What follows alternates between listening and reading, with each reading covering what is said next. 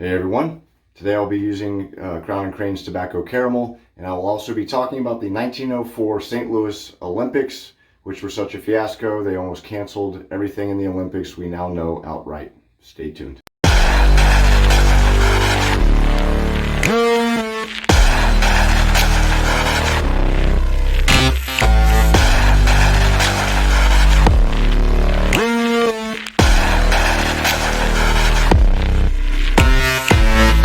Hey everybody, how's it going? John Bonham here, Cape Cod Wet Shaving. Glad to be back, man. Crazy vacation. We went to New Hampshire for 4 days. My phone is switched, so if you see me looking that way, it's because I'm used to looking at the lens, which is over on that side. Thought I'd try it turned a different way. I think it looks a little better, at least in the screen. We'll see once I view this. So yeah, went to New Hampshire. Last hurrah for the kids. We went to one theme park, 2 water parks. A lot of fun, very busy. I think I'm still recovering from it, but there I am already, see?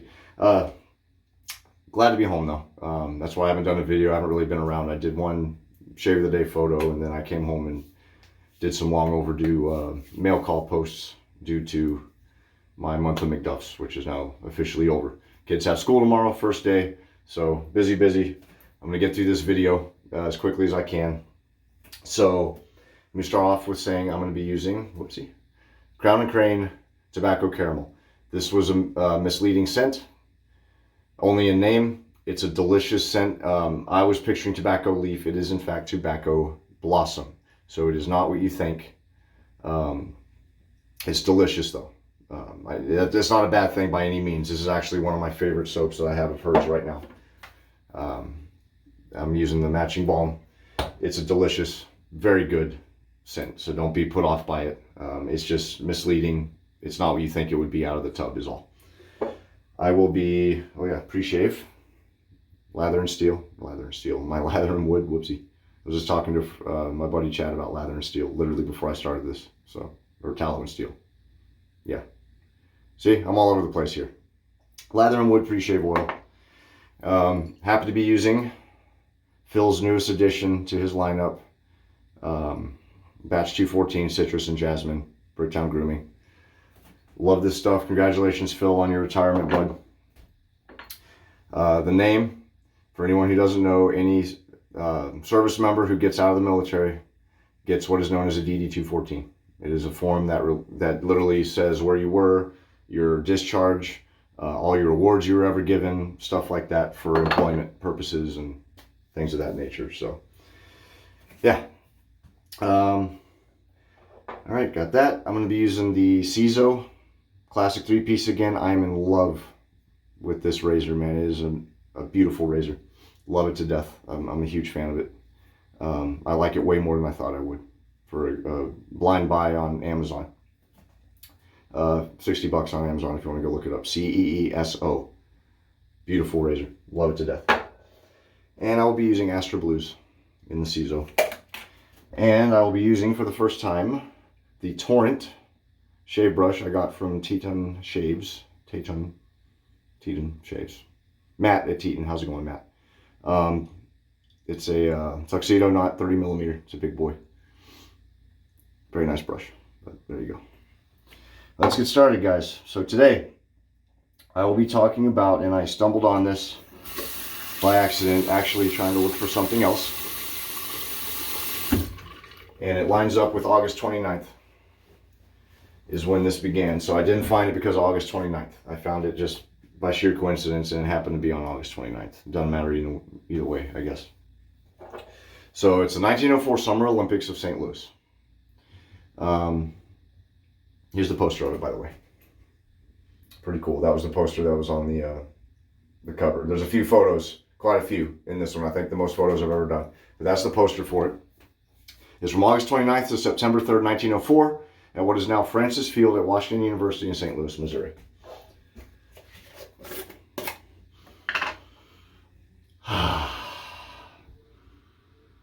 Oh, it smells really good, man. It's a very fresh, clean, sweet scent, by the way. Let's go ahead and get lathering, guys. So real quick for a synthetic knot, this knot has quite a bit of backbone in it.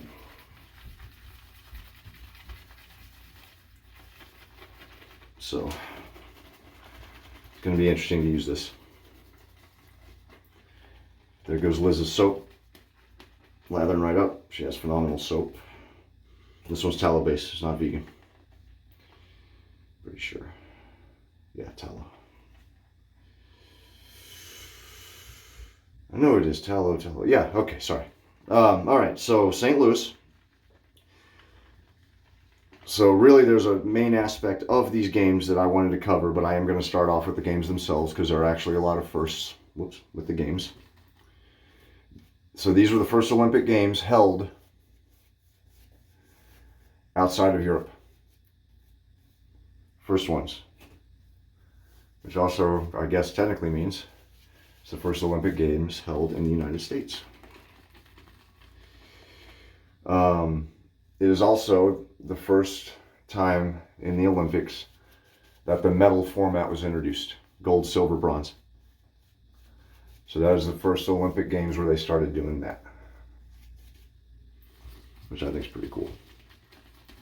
Very interesting fact. I thought it'd be way before that they had started doing that, but nope, 1904. So those are the first. So the Russo-Japanese War was going on. It was in full swing at this time. So because of tensions with that, and the difficulty with travel at the time, there were very few participants in this that were outside of North America. Abigail? You okay? The eggs came. Oh, they did? All right. You didn't open the door, did you? I did it in Unscented. Okay. Thank you, Abby. Good girl. All right. I had a neighbor drop off some eggs for me. My daughter just told me that he came. Sorry about that. See, this is my day. So, anywho, because of those tensions, 651 people were involved with the games. 62 were from outside North America. So there's the lather with this stuff. Look at that. Beautiful. Beautiful, beautiful, beautiful. And this brush lathers like a champ, I'm glad to say. Please pardon the water. I actually have a bowl here to cut down on the water, but I got quite a bit of lather on my fingers. All right, so only 12 to 15 nations were represented. Astra blue, first pass. This is the second or third use of my Astra blue, by the way. So another first, quite a few, was boxing, dumbbells, freestyle wrestling, and the decathlon were debuted at these games. So again, that's pretty impressive, because I would have thought those had been introduced a while ago, but nope, 1904.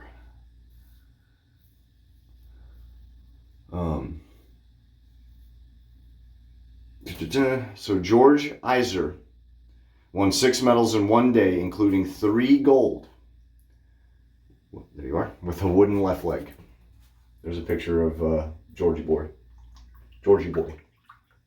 Big dude. Very cool. He had a wooden left leg, and he won a lot of medals, including 3 gold in one day at these games. So, so that's pretty cool. Now the marathon.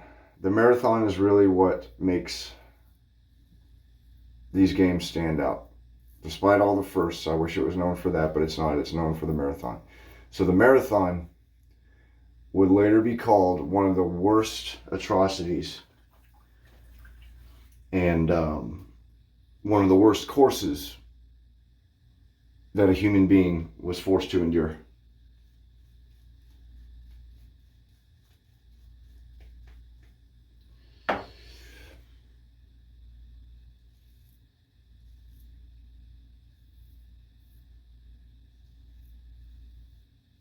Oh man, got a tickle in my nose. So only 14 of the 32 competitors in the marathon ever managed to cross the finish line.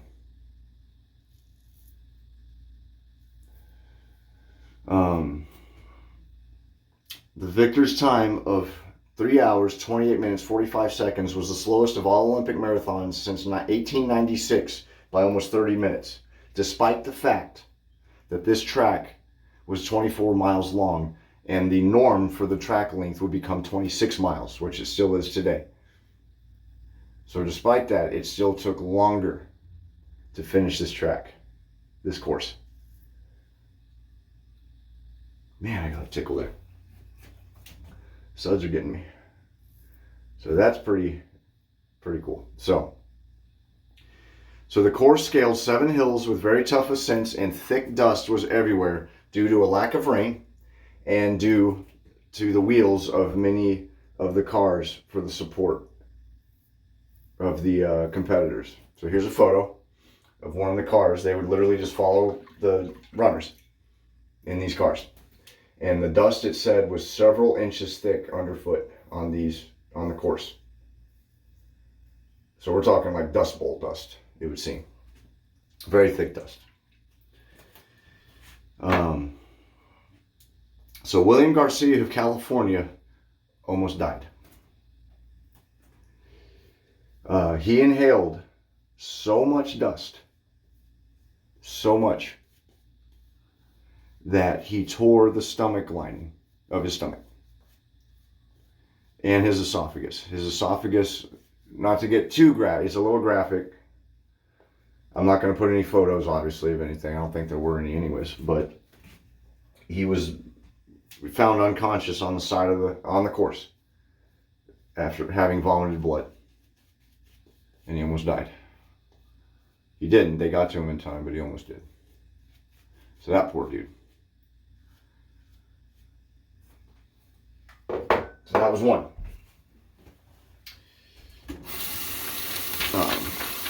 Turn my notes here.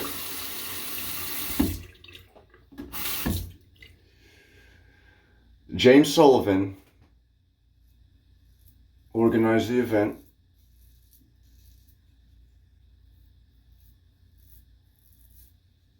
One sec. James Sullivan organized the event and was also in the midst of researching the effects of dehydration. There you are again. I'll get used to this, guys. Sorry. So as such, there were only 2 water stations for the entire track. Neither of which were after the halfway point. So after the halfway point, you got no water. And the water points were, one of them was a well. I didn't see what the other one was, but I do know one of them was a well along the way. So real quick, I want to pause and talk about this soap.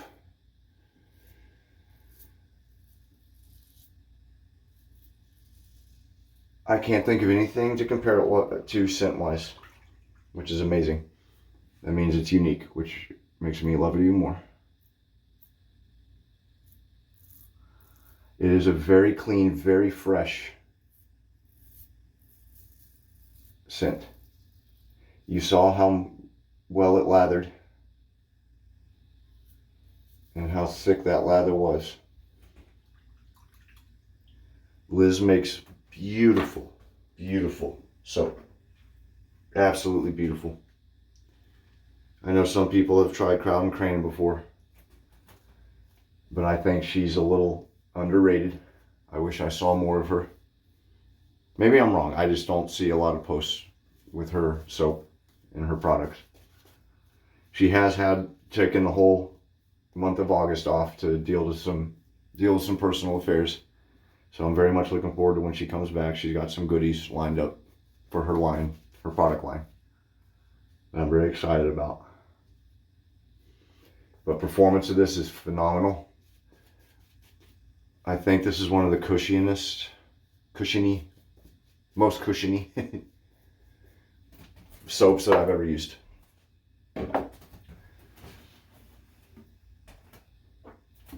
Her hair has a lot of cushion. That's one of my favorite ones, but this is a great, look at this lather, man. It's great. I mean, and this brush is phenomenal. I love this brush. I'm not a big synthetic guy, but this brush is fantastic. It has some really good backbone. Well done, Matt. I do believe this is also my first tuxedo knot, so that probably has a lot to do with it. All right. It blooms very well and it smells really good. The only other tobacco blossom soap that I know I have, scent that I know I have, is Moon Soaps. And I love their tobacco blossom. But this one I don't think smells like it. I think it smells different in its own right. I mean, the caramel addition of other stuff. I believe there's rose in this too. And honey. Rose, honey, and mandarin. Yep. That's why I wanted to use the batch 214, aside from the fact that it's new. The Bricktown. There's the jasmine in it for the florals. So, yeah. Where was I? Okay, so there were 2 South African runners that ran barefoot. Men after my own heart, because I love running barefoot. I'm a lot quicker, I think. If I have to run in shoes, I prefer it to be Converse All-Stars. Sneakers are the closest to being barefoot you can be. So they finished 9th and 12th respectively, the South Africans. One of them, it's kind of comical. It's not funny, but it is. Len Tanyane was chased a mile off course by a pack of wild dogs. That sucks. Just the mental picture I got of the poor guy is just running, and all of a sudden he's like, oh shoot. That's what was comical to me.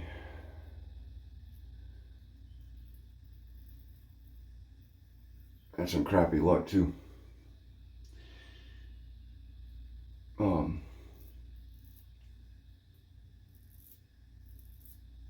This windstorm, I hate it.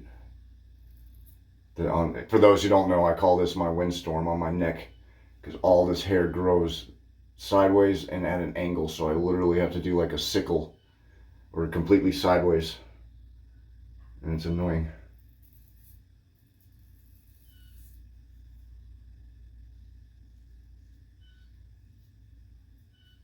Yeah, right there. Oh, there's a picture of the South Africans. Len is the first one, and then the other one, I forget his name. So, all right, Thomas Hicks. Get rid of that photo. Now here's Thomas Hicks. Thomas Hicks was the eventual winner, the final. He was not the first winner. I'll get to that in a sec. But Thomas Hicks was the eventual winner. Now get a load of this. There's Thomas. With 7 miles to go and fading fast, his support team ignored his pleas for water. That's what that photo was. Instead, they gave him a mixture of strychnine and egg whites, washed down with brandy. After no water. He crossed the finish line whilst hallucinating heavily and then promptly passed out for an hour. Holy crap. That really sucks. I think that's it. Let me do skin food. Get some more water in there. There we go.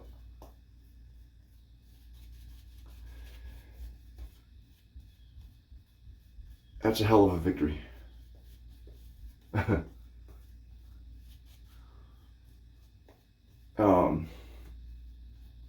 So then there's the Cuban runner. Mandarin Carvajal. I'm trying to say that right. Showed up in pants, a long shirt, and leather boots to a marathon. Someone assisted him, took scissors, cut his pants into shorts, But he was very distinguished looking. He had a mustache. There he is. Wearing his paddy cap. He asked for fruit from some spectators who were eating fruit. They said no. So he stole 2 peaches from them. Kind of funny. Ran. Then he came across some apples in an apple orchard. Stopped to pick some apples. Turns out those apples were unripe or rotten. And he ended up getting one hell of a bellyache. So he went down, decided to take a nap to sleep off the bellyache. He still finished in 4th place. Wow. That's interesting. So let me rinse this off. I'll finish the rest of this. Be right back, guys. Lo and behold, this stuff even tastes good. Go figure. Not really. It's still soap, but it doesn't taste terrible. Pretty funny. All right, so where was I? American Fred Lors started off strong in the marathon, but ended up getting stomach cramps. Out of shape. I wanted to talk. He hitched a ride back to the stadium on an automobile. The car broke down. He jogged into the stadium and was declared the winner. Everyone like jumped up on their feet and was like, oh, it's an American. He made it. He won. So here's the cool part. Theodore Roosevelt's daughter, Alice Roosevelt. Alice Roosevelt Caldwell, I think, was her full name. Here she is. Very good looking lady. No offense against Ted Roosevelt, man. He was a great president, but if his daughter looked like him, I don't think she would have been that pretty, but she's a very, very good looking lady. Alice. So Alice placed a wreath on his head, did not present the gold medal. She was about to give him the gold medal. It was revealed that he was a fraud. He's an imposter. He faked the win. Lors claimed it was a joke, but he was banned for life from racing. He did do a heartfelt apology. He was very apologetic, and so it was lifted. Him not being able to participate in marathons anymore, that was lifted, and he would actually go on to win the Boston Marathon the following year, in 1905. So, happy ending for him, I guess. Still silly that he did what he did. So, that was the marathon of the 1904 St. Louis Olympics. The St. Louis Olympics in their own right were pretty cool. But the marathon was a fiasco. And like I said in the opening teaser, they almost banned the marathon outright from any future Olympic Games. It was such a you-know-what show. So I found that very interesting. I didn't know any of this stuff until I found it.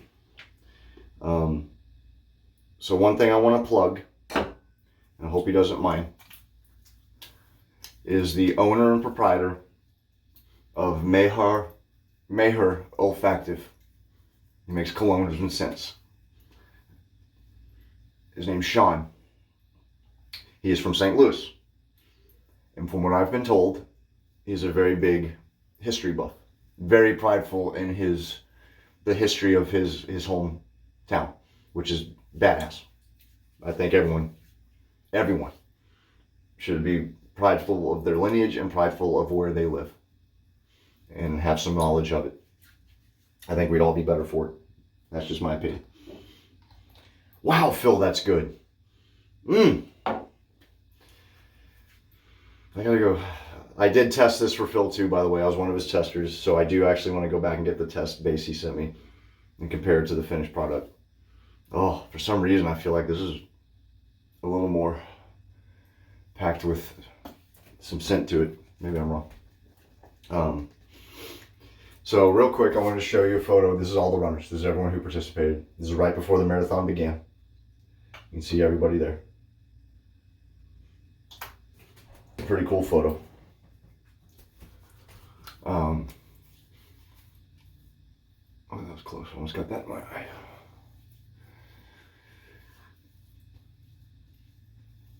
Almost forgot that photo, so I was going to throw that out. I'm kind of disorganized here.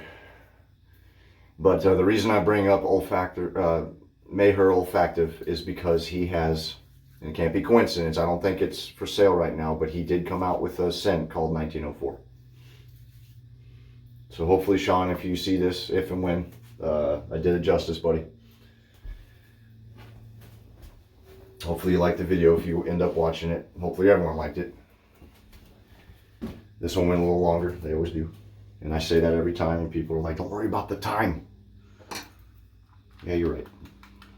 So, it is what it is. Alright, guys. Thanks for watching. Really appreciate it. It's always a pleasure to do these. I'm having a lot of fun. I did forget to do the coffee of the day. Yes, it is that time of year. Not a huge fan of the Starbucks bag coffee, but I am a fan of the pumpkin spice. I will be getting the pumpkin spice from Cape Cod Coffee, which is one of my favorites. I just haven't seen it yet, so. None, you know, that one's better than none. Yeah. All right. Thanks everyone for watching. I really appreciate it, guys. Hope you like this one. It's a little, you know, a little crazy. I was trying to find something that would be the exact opposite of the World War II one I did last, and I think this came pretty close. But I've already gotten a couple of really good recommendations for other topics. Thank you, Bradley, looking at you. And a couple other people, thanks. You guys seem to really be getting on board with this. I truly appreciate it. And as long as you guys keep watching it, I'll keep doing them. Actually, I just keep doing them anyways. I like doing it. It's a lot of fun. But thanks again. Hope everyone had a great summer. Comes to a close.